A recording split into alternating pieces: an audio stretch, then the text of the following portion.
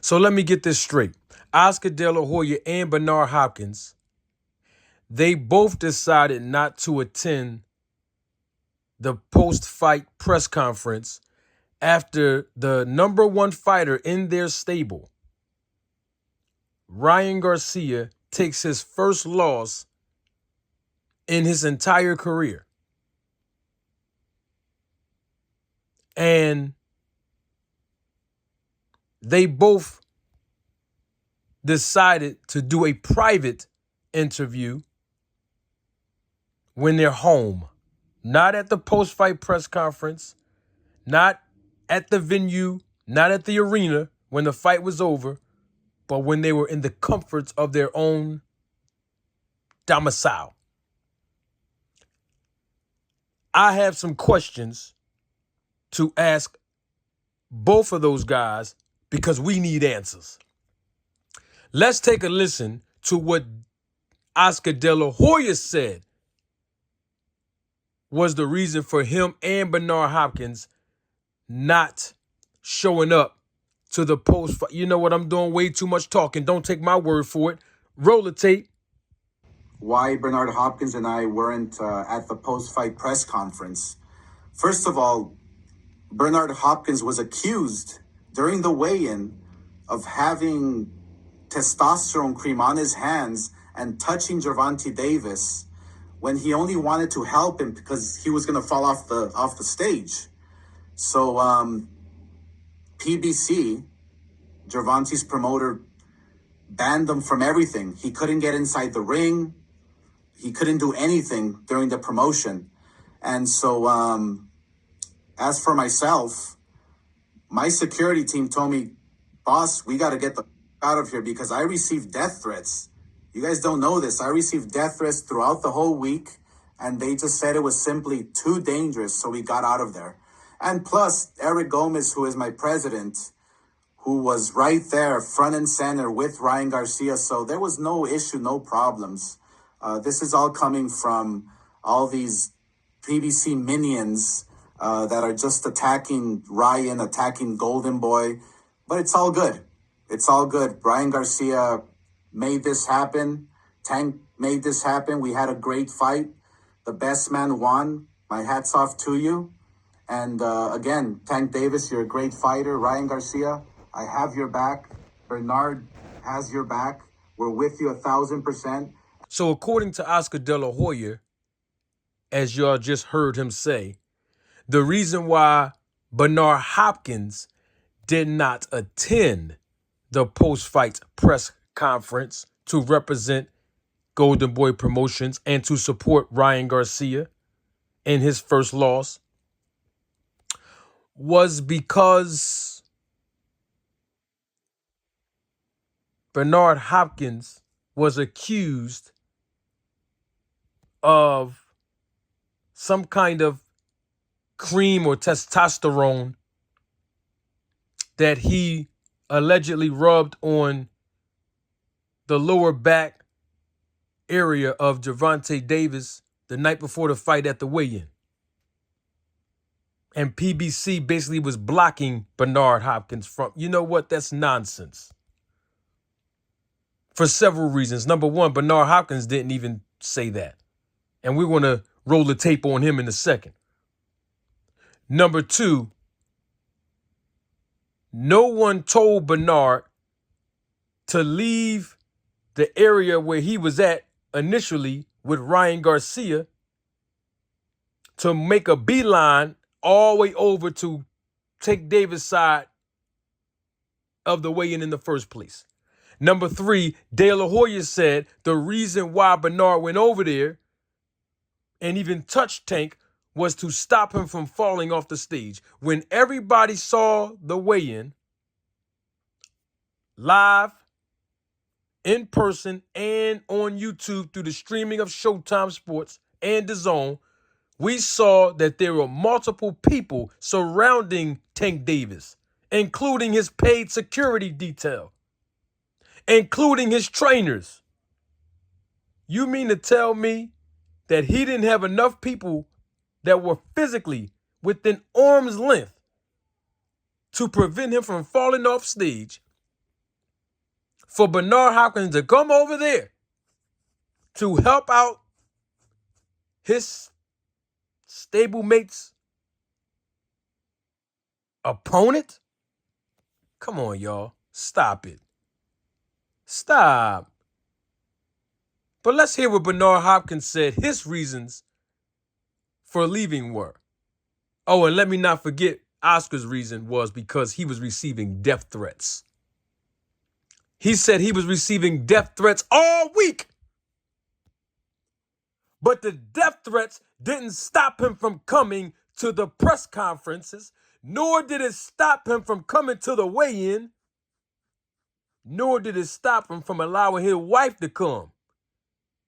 And his wife was half naked when she got there. Didn't stop none of that.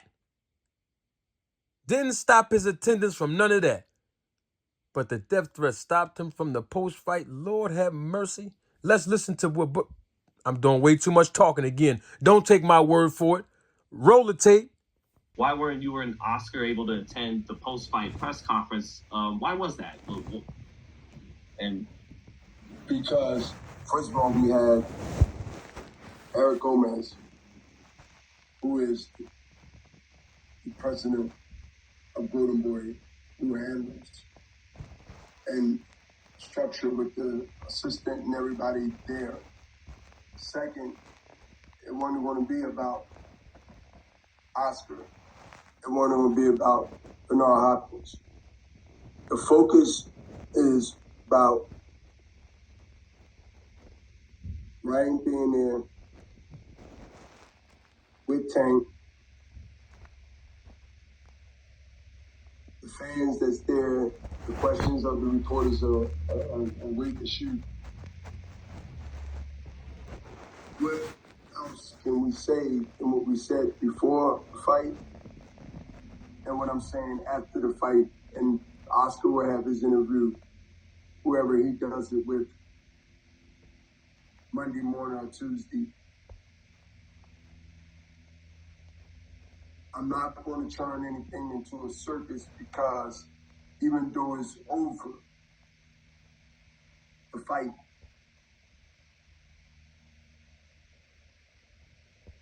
if they saying that I was going to pick testosterone or whatever it is, that's the... You know what's interesting to me about all of this? Y'all just heard what B-Hop, Bernard Hopkins, the instigator, said. Now, he called himself the instigator. That's what he called himself, the instigator. Did y'all hear what Bernard said? B-Hop just said that it wasn't about him in the first place. It wasn't about Oscar De La Hoya in the first place. So it was no need for him and Oscar to be at the post-fight press conference. It was no need because it wasn't about them. And he didn't want to make it a circus. His words, not mine. And also, they had the president, Eric Gomez, there on behalf of Golden Boy Promotions. I have some issues with that. Question number one to Oscar De La Hoya and Bernard Hopkins. Was Eric Gomez speaking at any of these press conferences? Yes or no? I'm talking about the press conferences leading up to this fight. He probably was. I ain't seen him. Have y'all? Okay, let's say he did. Did y'all see Eric Gomez sitting at either table of any of these press conferences? I haven't. I saw Bernard Hopkins sitting up at the table. I saw Oscar De La Hoya sitting up at the table. I saw Ryan Garcia, his father, and his trainer Joe Goosen sitting at the table. I didn't see Eric Gomez sitting at the table at the press conference. Did y'all? Okay, speaking of sitting at the table, don't forget Bernard Hopkins did an interview, and he said himself that Kelly Swanson, I've been telling y'all about Kelly Swanson anyway. Y'all know who Kelly Swanson is, right? She represents PBC because she owns her own company, Swanson Communications, through public relations. Anyway, he said that Kelly Swanson told him directly there's not enough seating up on stage to sit at the table. And Bernard said, B-Hop said, I grabbed the chair myself and voluntarily sat up there to represent Golden Boy Promotions because I was already seated at the table in the negotiations. And on top of that, he said that's the reason why I sat on the end. Y'all remember that? Was Eric Gomez sitting up there? Okay, no problem. I have another question. De La Hoya, you was receiving death threats. When? When your security detail told you, boss, we got to go. Who gave y'all the death threats? Because the last time I checked, when you go to any venue, particularly in Vegas at the T-Mobile Arena, you can't bring firearms or weapons inside of the venue. So where was the threat located? Outside the venue? Where? Where did the death threats come from? Were these people serious enough? Who were these people that gave Oscar De La Hoya death threats? Apparently through his security detail. Because the threat had to be outside of the venue, not inside. And we also know that you had paid security detail to make sure you get to your... Man, stop with that. I had some more questions. B-Hop and De La Hoya, weren't y'all both fighters? Y'all both were professional fighters. We appreciate the contribution you made in the sport by being Hall of Famers, but both of you were fighters, active fighters. And the last time I checked, when y'all did fight on a promoter's card, even your own, De La Hoya and Bernard, y'all represented each other, win, lose, or draw in y'all fights. In fact, let me give you one in particular. Remember when Bernard Hopkins lost to Joe Smith when he got knocked out the ring? Y'all remember that? De La Hoya, you was at the post-fight press conference. I saw you. You was there. And you were congratulating Joe Smith, and you was even encouraging Bernard Hopkins to be a commentator. Y'all remember that? Oh, but when Ryan Garcia takes a loss, y'all two don't show up. In fact, I recall seeing Bernard Hopkins at the post-fight press conference when Blair Cobb got knocked out. Remember when Blair Cobb lost his fight by TKO? When, what's this kid? Alexis Rocha. I think that was about a year ago. Y'all remember that fight? Oh, so Golden Boy representation was there when Blair Cobb lost. Oh, okay then. Ryan Garcia lose and y'all don't show up because of these death threats, allegedly, and because you didn't want to make it a circus act, Bernard. Bernard, you made this whole thing about you. When you stepped over there at the weigh-in from Ryan Garcia's side and went over to Tank's side, and you was going back and forth with Tank B-Hop, and you said, I'm about that life, you made it about you then. De La Hoya, when you got on the podium and you start talking trash about Leonard Ellaby, PBC, Al Heyman, and Mayweather, remember that, De La Hoya? You made it about you too then. Y'all both been making it about y'all this whole time. Y'all been talking about how Tank Davis was going to lose, how he was going to get knocked out, all this stuff. Y'all were making it about you all in the build of this fight. Y'all made it a circus act from the very beginning. Remember when De La Hoya went on Twitter and he kept saying, if this fight doesn't happen, it's not my fault, blame PBC? You remember that? Made it a circus then. But now all of a sudden now, because of quote unquote death threats and not making it about us, these two guys don't show up. Ryan Garcia pressed Bernard Hopkins, pressed De La Hoya to make the fight happen. Because we all know they didn't want the young man to get in the ring and fight Tank, whether they thought he was going to win, lose, or draw anyway.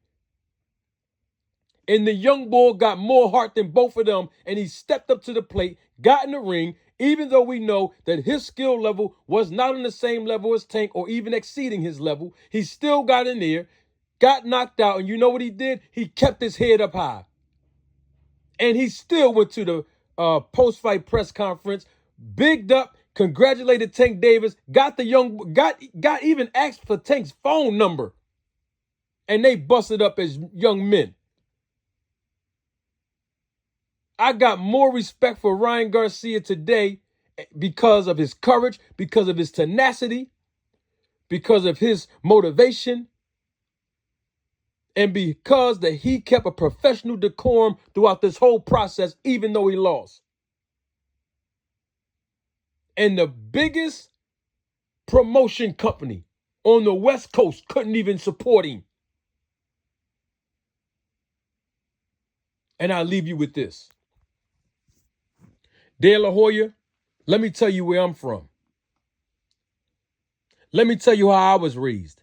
And I can assure you that about 90% of the people that's listening to this video right now will agree that they have been probably raised the same way, whether they male or female. If you friends with somebody, if you family with somebody, and you with them, and somebody say, it's on sight when I see you, or it's on sight when I see them, guess what? We don't leave. We stand right there with them. Even if somebody's threatening us for supporting who we with, our friends and family, we gonna stay right there and we ain't running, we ain't going nowhere. That's what real family do. That's what real friends do. So when Oscar De La Hoya say, we standing behind you, Ryan Garcia, 1,000%, that's a lie. You should have said that at the post-fight press conference. We don't want to hear you say that in your house. You should have just texted him that for all of that.